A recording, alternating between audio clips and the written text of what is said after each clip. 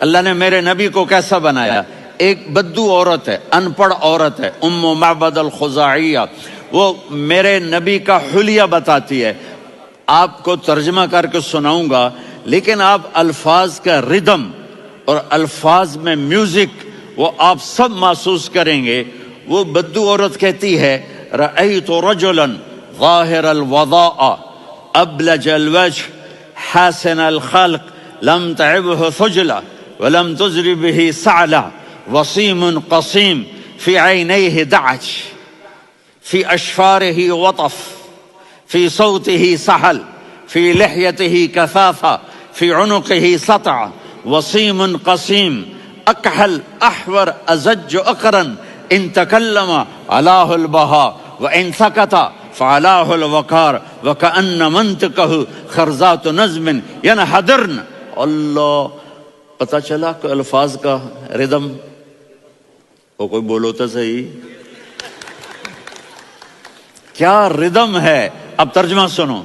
وہ کہتی ہے اپنے خامد کو کہ ابو معبد، ایک شخص آیا تھا، مجھے یوں لگا جیسے 14ویں کا چاند کپڑے پہن کے زمین پہ اتر آیا ہو. سبحان اللہ، کیا انتہائی خوبصورت، انتہائی حسین و جمیل، پیٹ نکلوا نہیں کہ بدصورت ہو جائے. کہا اتنا خوبصورت تھا کہ سر سے پاؤں تک حسن اس کا غلام تھا، خوبصورتی اس کی باندھی تھی، اور میں جدھر سے دیکھتی تھی مجھے حسن ہی حسن نظر آتا تھا. اور جب میں اس کے چہرے پر دیکھتی تو میری آنکھ نہیں بھرتی تھی، میرا جی چاہتا تھا میں دیکھتی جاؤں دیکھتی جاؤں دیکھتی جاؤں، میرا دل نہیں بھرتا تھا. کون؟ وسیم. وسیم اسے کہتے ہیں جس کو دیکھنے سے دل نہ بھرے. قسیم، جدھر سے دیکھو حسن ہو، اسے کہتے ہیں قسیم، کہ اس کی آنکھیں بڑی موٹی. احور، ادعج، اشکل، انجل، ابرج،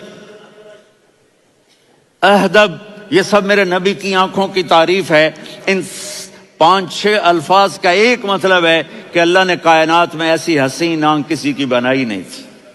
حسن و جمال آنکھوں میں، اور پلکیں بڑی لمبی. یہ عورتیں یہاں نکلی لگا لیتی ہیں نا لمبا لمبا کرنے کے لیے، تو میرے نبی کے قدرتی یہ بال لمبے تھے حسن کو بڑھانے کے لیے. داڑھی بڑی خوبصورت تھی. زبان میں، آواز میں جادو تھا، آواز میں کشش تھی، آواز میں ایک ایسا دل کھنچتا تھا.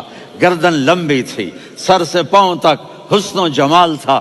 جب وہ بولتے تھے نور چھا جاتا تھا، جب وہ خاموش ہوتے تھے وقار چھا جاتا تھا. اور سوا البطن و صدر، سینہ اور پیٹ برابر. سبت القصب، سیدھا قد تھا، سیدھا قد، بالکل سیدھا قد. عریض المنکبین، چھاتی چوڑی تھی. طویل الزندین، بازو لمبے تھے. رحب الراحہ، یہ ہتھیلی بڑی چوڑی تھی. چوڑی ہتھیلی سخاوت کی نشانی ہوتی ہے. رحب مسیح القدمین، پاؤں اتنے نرم تھے لگتا تھا اس پر تیل لگا ہوا ہے، اور پانی اس سے یوں نیچے چلا جاتا تھا. اور یمشی تکفین، کندھے جھکا کے چلتے تھے. اللہ، یہاں 4 آدمی سلام کریں تو آدمی یوں ہو جاتا ہے، اور میرے نبی کو فرشتے سلام کر رہے ہیں اور آپ یوں چلتے تھے، ایسے ایسے چلتے تھے، تھوڑے سے کندھے جھکا کے چلتے تھے. ایسے آپ کبھی نہیں چلے.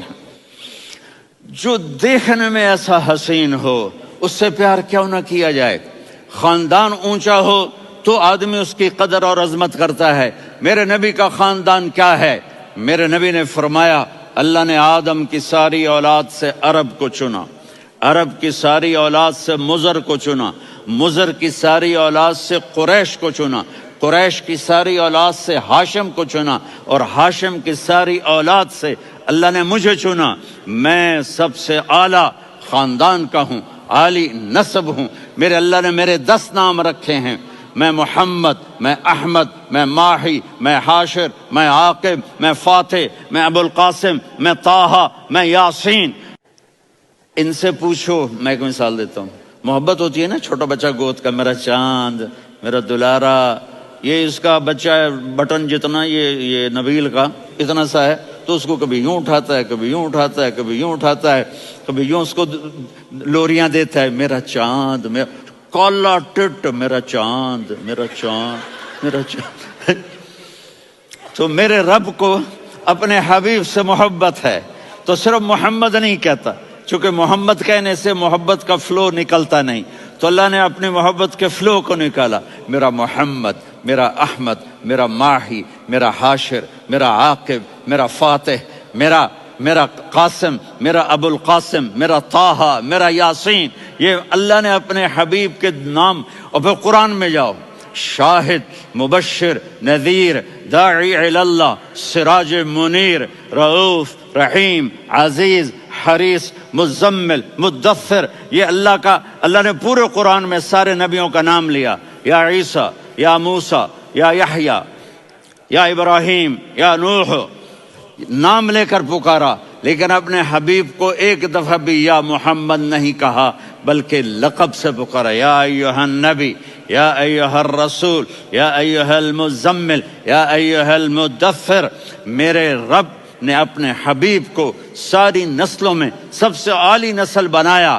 اگر اپنے نبی سے پیار نہ کریں تو کس سے پیار کریں؟